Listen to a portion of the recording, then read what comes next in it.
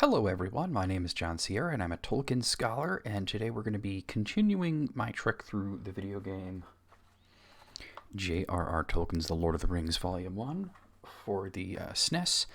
And we last left off, we had reached Rivendell. We hadn't spoken to anybody yet, but we reached Rivendell, which you might recognize as being the end of Book 1 of the Fellowship of the Ring and the beginning of Book 2, the second latter portion of the Fellowship of the Ring, where the Fellowship is actually put together.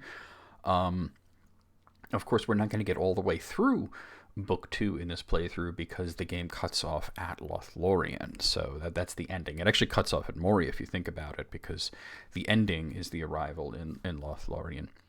But anyway, let's head over here and bring the game up.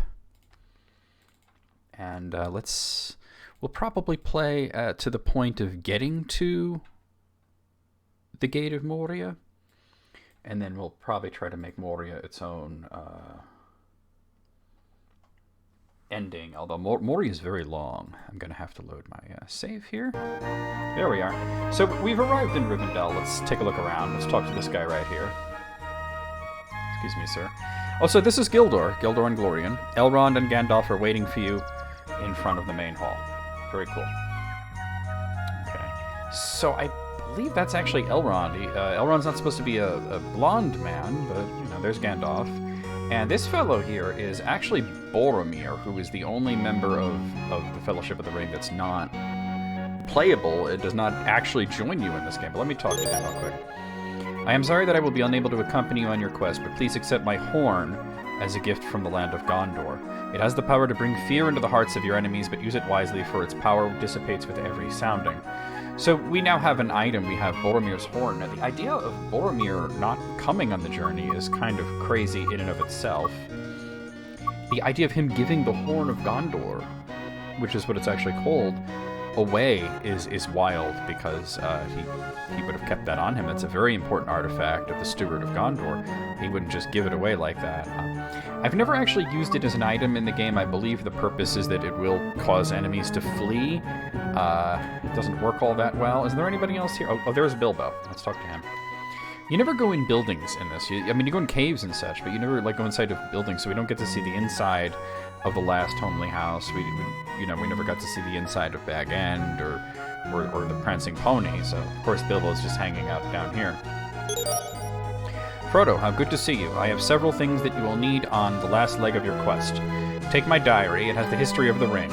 The council in Lothlorien will find it interesting. So now there's a council in Lothlorien, and it's interesting that Bilbo seems to know that that's where we will be heading. The actual goal is Mordor, but since they're doing Volume 1 and they didn't actually do a Volume 2, it seems like the whole idea is to bring the ring somewhere safe, which is indeed what Frodo thought at the beginning of his quest. He thought that bringing it to Imladris, to Rivendell, it would be safe, and then he was told that it wouldn't be safe there. And in the game, it's seeming that, okay, it'll be safe once it's in Lothlorien. Of course, it wouldn't be safe there either. It needed to be brought to Mordor and destroyed. But, yeah. You should take my dagger sting. It is a mighty weapon. Here is my mithril armor also.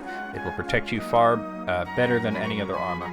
So obviously, the reason in the book that Bilbo gave up sting and the mithril coat was specifically because Frodo had been stabbed by the Witch King and almost died, almost became a wraith, as a matter of fact. So Bilbo likely felt that, oh man, if I had given him the mithril coat then, when back at the birthday party, he wouldn't have been so hurt. He wouldn't have been in danger.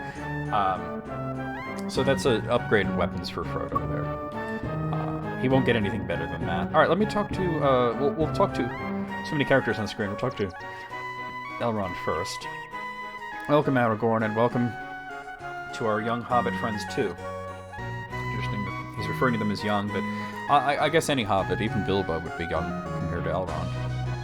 You have done well and traveled very far. Unfortunately, your journey is not over. We have discussed the fate of the ring, and have decided that Aragorn should lead a party through the mines of Moria to the other side of the Misty Mountains. So, like I said, it was decided at the Council of Elrond that the ring would go to Mordor, as I said, but it was never decided to go through Moria. It was just that they had to get to they had to get to the west of the Misty Mountains and certainly go south to Gondor, but the idea of them coming up with the idea of Moria early on is rather interesting because that was not anybody's first choice. Even Gandalf, whose idea it was to go through Moria, it was not his first choice. The first choice was the path, the Redhorn Pass, also known as the Pass of Carathrus, and they couldn't get through there because of the snowstorm, the blizzard, and it was decided that they had two choices: to travel south to the Gap of Rohan, which would take them a little too close to Isengard, where Saruman was, and Saruman had been looking for the ring, he had betrayed everyone, or to take the Mines of Moria, and it was decided eventually that they would go through Moria, but it was a very reluctant, Aragorn himself is very reluctant, Legolas was reluctant. It was really Gandalf and Frodo and Gimli that were a little bit more willing to go. Gandalf is certainly the one that was the most willing to go. There in Lothlorien, the Elf Council can protect you from the ring wraiths. Your quest will end there. This particular quest of this video game will end there, but Frodo's quest, of course, did not. It would be best for all of Middle-earth. I noticed that they say Middle-earth is two separate words with the space instead of the hyphen. It's interesting. If you go as soon as possible. And Legolas says, I have much to discuss with you, Elrond. I will remain here for a while and meet Aragorn's party later. I believe Legolas rejoins at the very, very end of the game in the room right before the final boss. He is, like I said, useless, so it's good that he's leaving us. Alright, so, yeah. So, what, is he actually still in my party? He actually is. But I think when you leave, he doesn't come back. And here's Gandalf. Hello, friends. I am very proud of you for making it this far. I am sorry that you must continue, but you will be much safer in Lothlorien. Now, it was believed that Gandalf did have a plan to get to Lothlorien, but they weren't specifically going there as a goal. So we have a couple of items that we're going to want to make use of before we move on. First of which, let's see. We have this Elvish book. I believe we'll want to bring this to Elrond. Very interesting. This book tells of a magic spell on the gates of Moria. It speaks of 5 gateway gems and a gateway keystone. We already have all those. There are also 2 scrolls that explain how to use the gems and the keystone.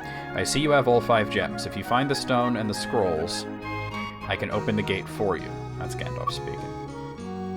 Alright, so let's bring the scrolls over to Gandalf. But before we do that, actually, don't I have a letter for him? Well, I guess I gave the letter to the guy at the gatekeeper that looked like Hamfast. Let's bring the color scroll here. Really? Perhaps we have to wait till we're actually at the gate?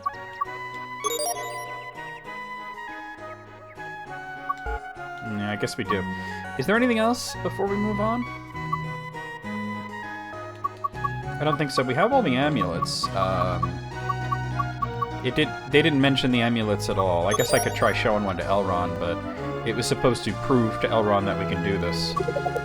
Oh yes, the amulets. I had nearly forgotten. These treasures have been lost for centuries. Your finding them has more than proved your worthiness as bearer of the ring. But what does that matter? I think he just took them from me. I don't think it mattered. I don't know what that did for me. It did make a sound effect. Maybe we got some experience points or something. Let's also take a look at Bilbo's diary, since he did give it to us. The Red Book of Westmarch, right? And it is red in this. Oh, really? So what's the purpose of having it? I guess we just have to bear it to Lothlorien. That's pretty much it, right? Everything else is a healing item, or money, you know. The Elvish book we already showed. And the One Ring. Alright. Alright, just give me one moment to bring up the map here.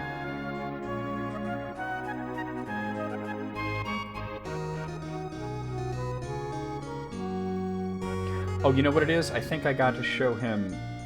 I think I need to show Gandalf this. Actually. You have everything we need to open the gate of Moria. I will meet you at the gate and open it for you. Okay, we needed to do that.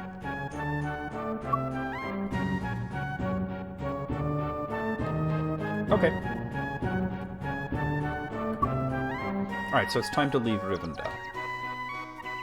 So in the book, they actually spent about a month or so in Illidris before moving on. It was, I believe, January when they left. Of course, with all these flowers and everything, it makes it seem like it's permanently spring. Here's Gimli. I don't know what he's doing over here, but here's Gimli. I've heard rumor that you are going to Moria, the ancient home of my folk, on your quest. I would like to join you. There is safety in numbers. So Gimli's sort of interesting because he actually attacks much faster than everybody else, but, you know. So here's Gimli. You can see he does have the look of, from the Ralph Bakshi film, he starts at level 10. He has an axe, and he is wearing chainmail. What is interesting is that later on and you can kind of see it a little bit in the portrait here, in The Lord of the Rings by Ralph Bakshi, you could see that Gimli was actually bald when his hood came off. So it's kind of wild. Alright, we're going to go this way. This is a pretty featureless area, you just have to know how to get through it. There's no items or anything. Just recruiting Gimli and fighting trolls. What am I doing here? Oh, not too bad.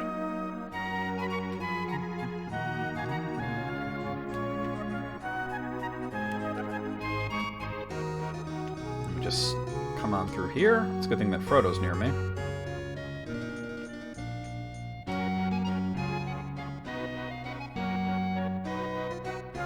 There's a wolf there, but we don't have to worry about him.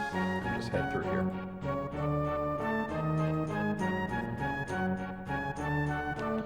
Okay, there is an item on this screen that I'm going to need, but I don't know if it appears until... There's a stump growing out of a rock. I don't know if it appears until you need it. It's actually kind of right down here. Oh, yeah, I see it. Let's take care of these trolls. Oh, it's a stone. Yeah, I think that's what I needed.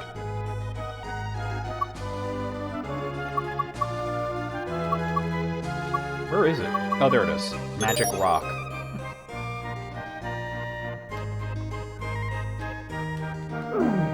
Oh, really? Taking a bit of a beating, but that's okay. So we're just making our way to the southeast section here.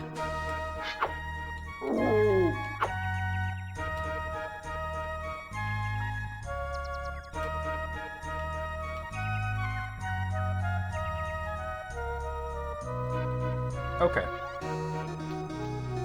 First thing, there's an item off in the northeast section, or northwest rather.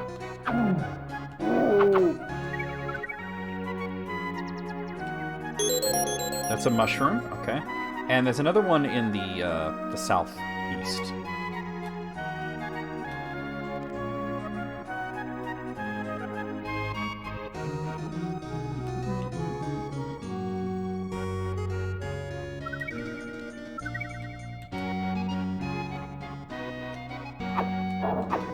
Got him. I'm still thrown by the whole named sword thing. There were named swords in the game, it's just that one doesn't tell you the actual name, it's just called a named sword. So that's a healing fruit. That should be that's a pretty healthy heal there. Alright, let's get out of here. We need to make our way to the southwestern portion.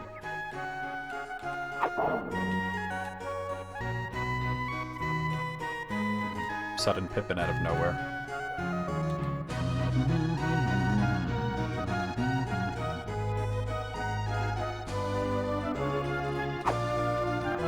Let's see if I can take care of that wolf, but... There, Pippin got him. Okay.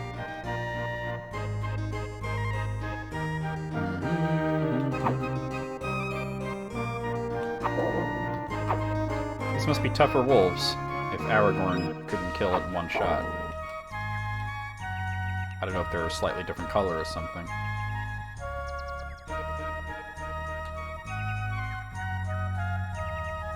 Okay. Alright.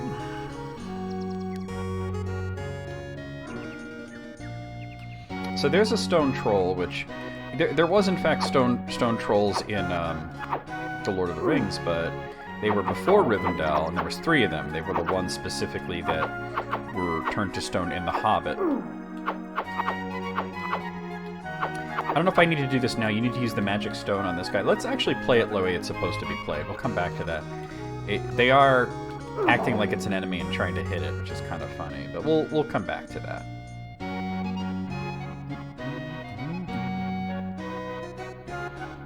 Since we're sort of like getting ahead of ourselves a little bit here.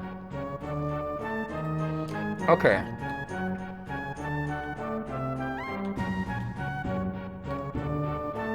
First, we're going to make our way south here.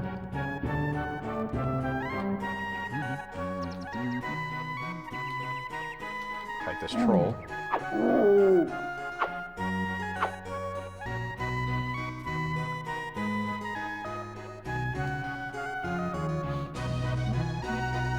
Start making our way east. Gotta watch the snake. There's a troll up there.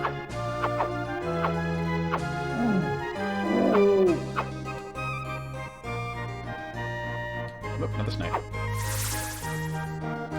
No big deal. And a snake. Oh, that's Gimli. Here, Gimli, take care of this guy for me, will ya? Or not. Should be an item here as well. Okay, here we go. That's a mushroom. Okay, good deal. Now we're coming up on something that I'm going to have to talk about a bit.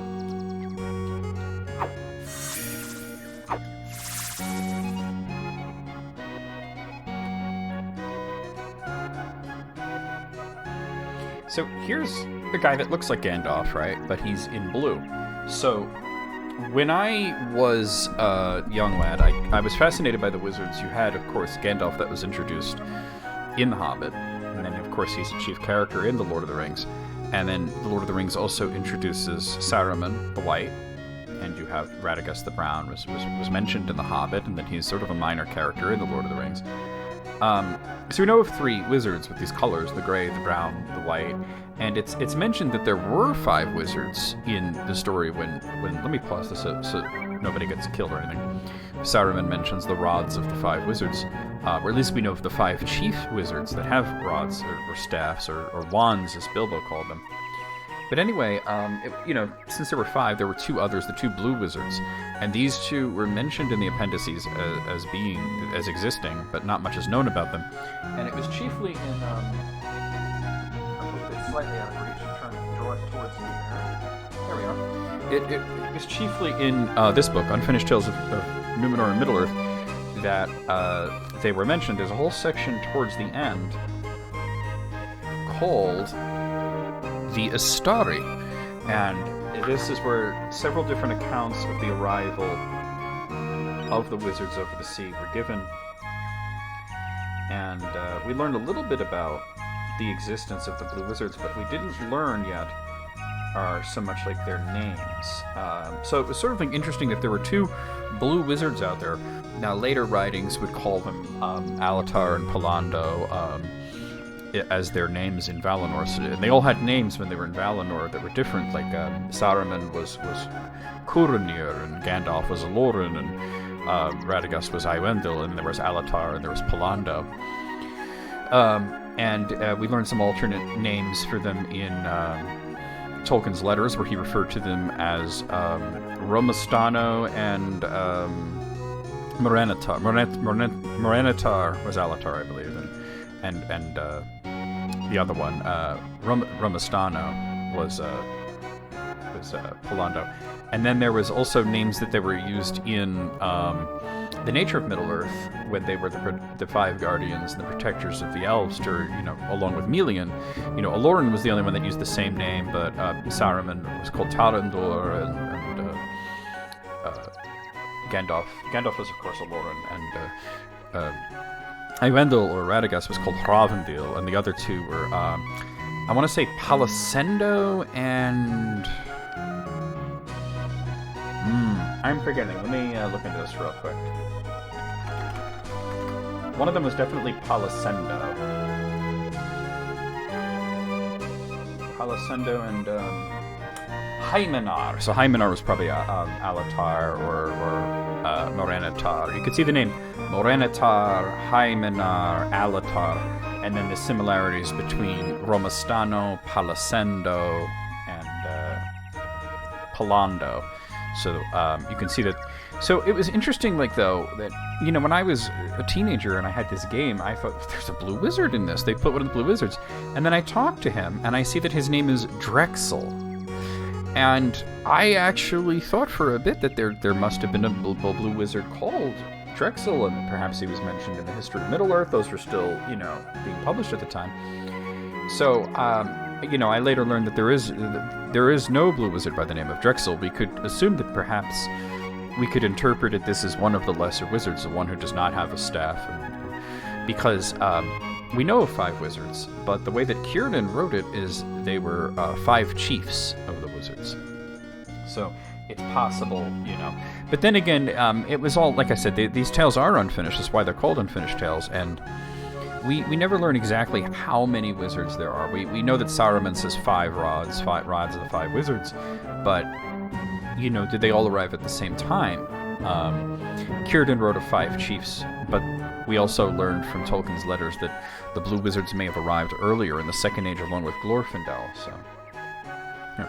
I am a wizard. I have magically locked this door. A troll stole my sacred orb, so I turned him to stone in my anger. So, yeah.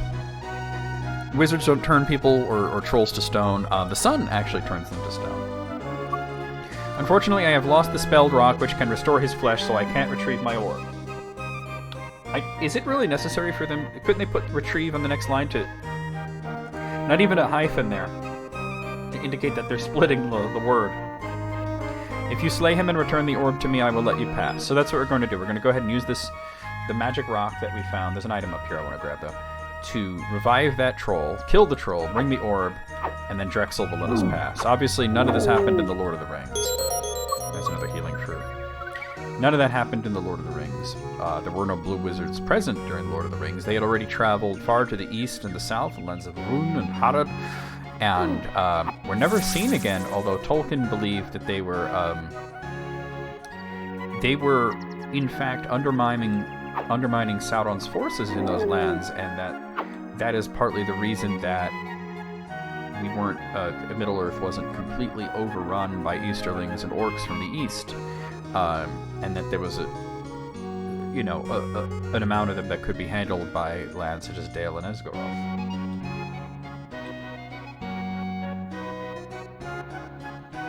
So I'll backtrack a bit.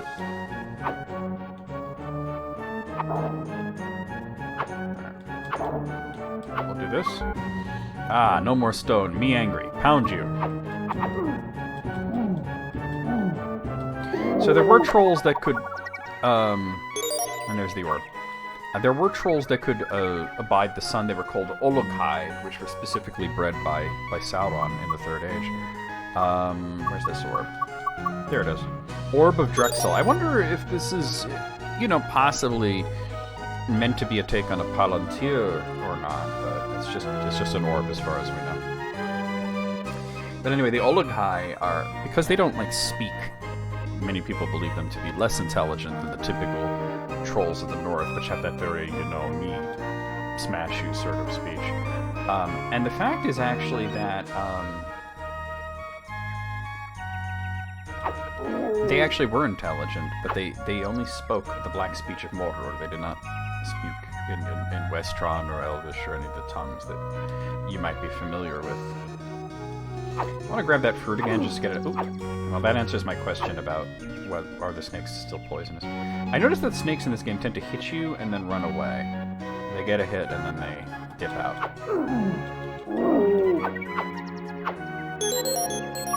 That helps. It looks like I had leveled up. I do believe that by doing certain actions, you do get experience points. So let me check Aragorn here. Well, his strength is at 52, so... Let's talk to the non-canonical blue wizard here. Yeah. You may now pass. So it's interesting of having a wizard saying you may now pass. I wonder if they were the developers in their play might have been making a joke about you cannot pass. Many people believe the line was you shall not pass because that was what was in the movie, and that was a change that I believe Ian McKellen came up with that as a return to the king. Why can't I find the Fellowship of the Ring? Oh, here it is. just going to bring that part up. Because he actually does say you cannot pass in the film, but also in the book, it's you cannot pass several times in a row. So here we are. The section is called the Bridge of Khazad-dûm. It's a very short chapter.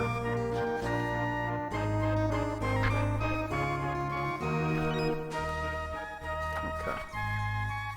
Here it is. The dark figure streaming with fire raced towards them. The orcs yelled and poured over the stone gangways. Then Boromir rose his horn and blew. Loud the challenge rang and bellowed, like the shout of many throats under the cavernous roof. For a moment the orcs quailed, and the fiery shadow halted. Then the echoes died as suddenly as a flame blown out by a dark wind, and the enemy advanced again. "Over the bridge," cried Gandalf, recalling his strength. "Fly! This is a foe beyond any of you. I must hold the narrow way. Fly!" Aragorn and Boromir did not heed the command, but still held their ground side by side behind Gandalf at the far end of the bridge. The others halted just within the doorway at the hall's end and turned, unable to leave their leader to face the enemy alone. The Balrog reached the bridge.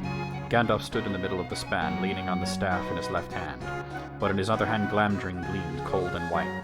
His enemy halted again, facing him, and the shadow about it reached out like two vast wings, like wings. The shadow was like wings. Balrog does not literally have wings. It raised the whip, and the thongs whined and cracked. Fire came from its nostrils, but Gandalf stood firm. "You cannot pass," he said. The orcs stood still, and a dread silence fell. "I am a servant of the secret fire, wielder of the flame of Anor. You cannot pass. The dark fire will not avail you, flame of Adun. Go back to the shadow. You cannot pass." The Balrog made no answer. The fire in it seemed to die, but the darkness grew. It stepped forward slowly onto the bridge, and suddenly it drew itself up to a great height, and its wings were spread from wall to wall. Not literal wings, the shadow that appears to be wings.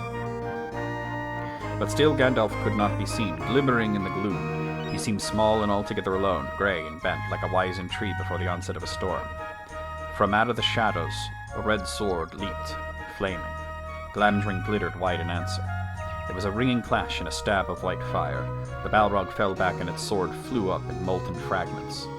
The wizard swayed on the bridge, stepped back a pace, and then again stood still. "You cannot pass," he said. So that last one in the film was changed to "You shall not pass." But I wonder if you may pass as a sort of a joke on that, right?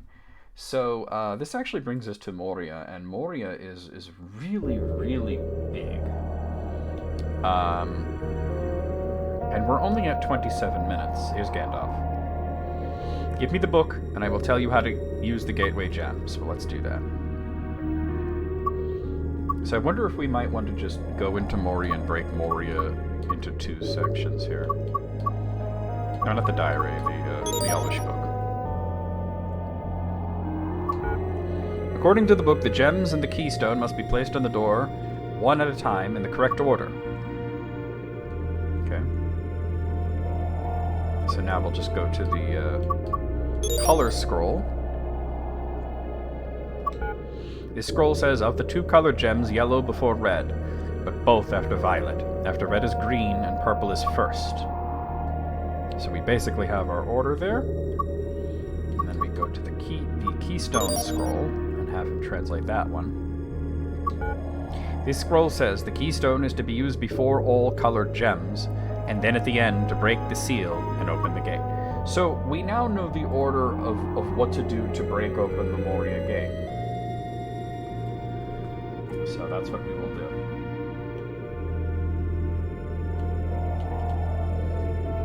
Alright.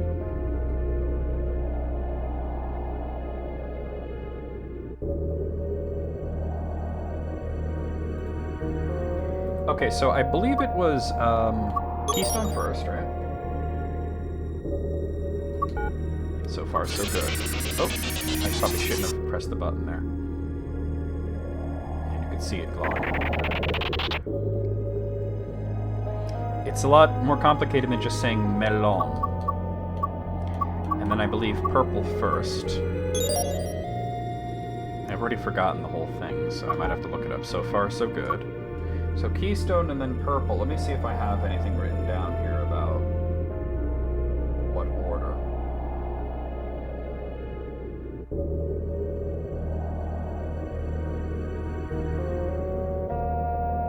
This actually doesn't say. Let me look it up because I've already forgotten beyond that.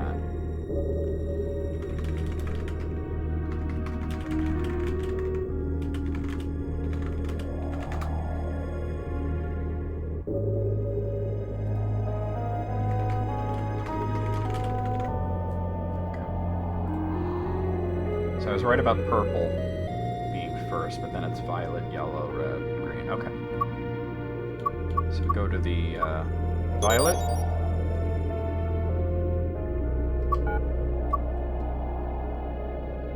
Yellow.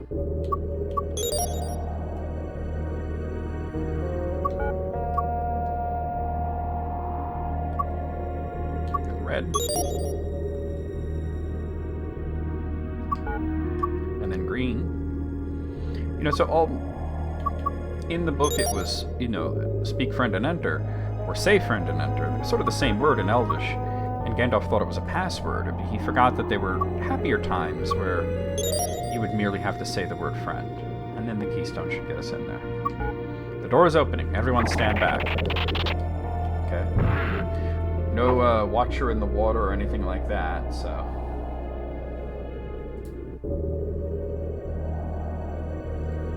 Alright,